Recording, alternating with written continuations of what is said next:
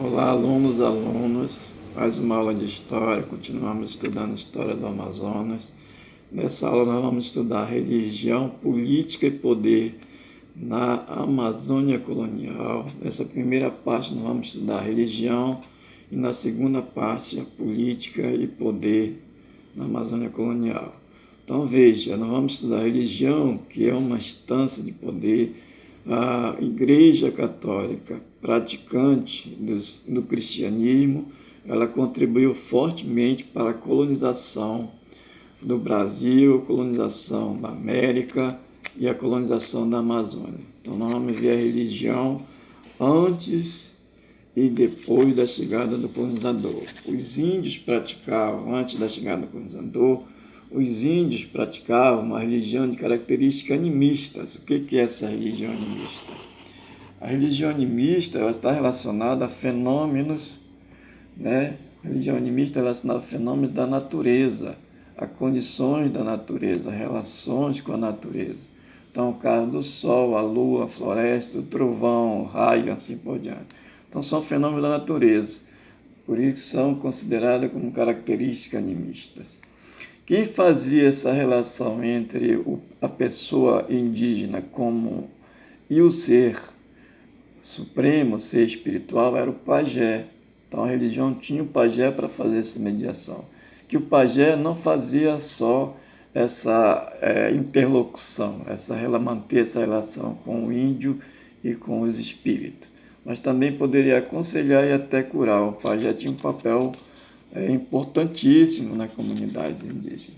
Então, a religião animista, ela não quer dizer também que que os índios não tinham um Deus supremo. Tinham um Deus supremo, Tupã, que era representado pelo um índio corajoso, um índio poderoso. Então, Tupã ele é considerado como o Deus do bem. Essa questão do maniqueísmo na religião, o bem e o mal. Então, o Tupã era esse Deus do bem, que fazia exatamente o índio corajoso, representado no índio poderoso, aquele índio valente, guerreiro e assim por diante. Mas tinha também o outro lado que representava o mal. E o mal era representado pelo Abaçaí, esse deus do mal. Era o deus considerado espírito maléfico, porque, segundo a tradição, o imaginário religioso, tinha espíritos que perturbavam a vida dos índios. E esse espírito que perturba a vida dos índios é chamado de Abaçaí. Aqui embaixo tem um parente dos tupinambás, que acreditavam no mito da criação. O mito da criação é como foi criado o mundo para eles. Esse mundo também passaria por um processo de destruição futura, através do dilúvio.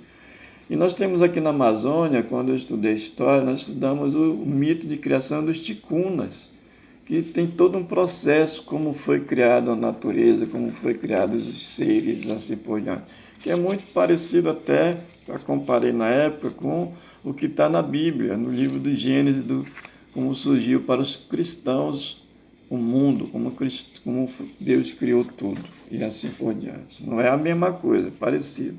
Aqui a figura do pajé, que é esse sujeito que tem uma representação importantíssima. Ele media a relação do índio com os espíritos e também pode aconselhar e curar. Então ele é importantíssimo na cultura indígena. Veja, agora depois da chegada do colonizador, o que aconteceu com a religião na Amazônia colonial? Os índios vão ser catequizados e vai surgir a cristianização dos indígenas, no caso específico da Amazônia. E para isso vai ser formadas missões. As missões eram comandadas pelas ordens religiosas. Missões religiosas eram comunidades criadas para exatamente reunir os índios e catequizar e civilizar e catequizar os índios. Civilizar, uma proposta aí do colonizador, era ensinar para ele, porque colocava o índio na condição de ignorância. E, na verdade, não era nada disso. O índio acreditava, tinha crença nas suas próprias condições do que ele acreditava, espirituais, nos seus deuses. Então, catequizar, o que representava? Estudar, aqui estudar o catecismo, toda uma disciplina como o índio ia ser civilizado na religião cristã, né? Leitura e escrita, a leitura da Bíblia para ele, era ensinada as orações, os sacramentos. Isso tudo tinha uma disciplina nas missões, nas comunidades. Religiosos, a princípio, eles tinham essa proposta de catequizar, de cristianizar, mas também os religiosos que chegaram para educar a religião cristã. Os índios tinham o propósito de convertê-los, porque a Igreja Católica tinha perdido muitos fiéis na Europa. Aqui a civilização indígena da comunidade colonial. Aqui algumas imagens, né, dos índios religiosos nas comunidades indígenas, exatamente no processo ainda de formação das missões, e eles convenciam os índios a ir para as missões. As missões religiosas e a ocupação da Amazônia. Além das missões, que eram exatamente sob responsabilidade dos religiosos, nesse período do início da colonização também teve os fortes, que era uma maneira que contribuiu para a expansão do território. Veja, a Amazônia não fazia parte do território português, fazia parte do território da Espanha, pelo Tratado de Tordesilhas. Mas com o avanço das missões religiosas, das ordens religiosas, e a proposta dos portugueses de conquistar o território, então houve a expansão territorial com as missões e com os fortes. E contribuíram para fixar marcos de dominação portuguesa no território disputado. Esse território da Amazônia, que era disputado por holandeses, franceses, ingleses e espanhóis. E as missões e os fortes, cada um à sua maneira. As missões eram a característica de catequizar, de cristianizar os índios, e os fortes era a questão militar, era a segurança, era a defesa do território, era garantir o território. As ordens religiosas.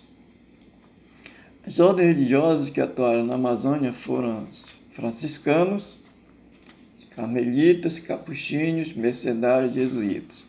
Essas ordens religiosas, todas elas eram organizadas, ou surgiram dentro da Igreja Católica, que tinha a proposta exatamente de fazer a pregação cristã, né, de converter, no caso na Amazônia, catequizar era converter, transformar o índio em fiéis cristãos, porque, como eu falei anteriormente, a Igreja Católica tinha perdido muitos fiéis na Europa. Então a proposta aqui era transformar os índios em cristãos e também garantir, aumentar a quantidade de fiéis que a Igreja Católica tinha perdido na Europa. Então, era revertir aqui no caso essa perda de fiéis na Europa, no caso da conquista de fiéis na Amazônia, no Brasil, na América e assim por diante. E aqui, para fechar, imagens, né, essas imagens religiosas, a prática nas comunidades, aqui como se fosse o cotidiano nessa comunidade, a criança que, no mínimo, estudando o catecismo, fazendo as orações, recebendo os aconselhamentos dos religiosos e assim por diante. Então, a força da igreja na colonização da América, e no caso exclusivo aqui que nós estamos estudando na Amazônia, foi importantíssimo para o domínio do colonizador. No caso, Portugal, sobre o território que nós chamamos de Amazônia, do território brasileiro, que é composta exatamente pelos territórios atuais do Pará, do Amazonas, Roraima, Rondônia e o Amapá.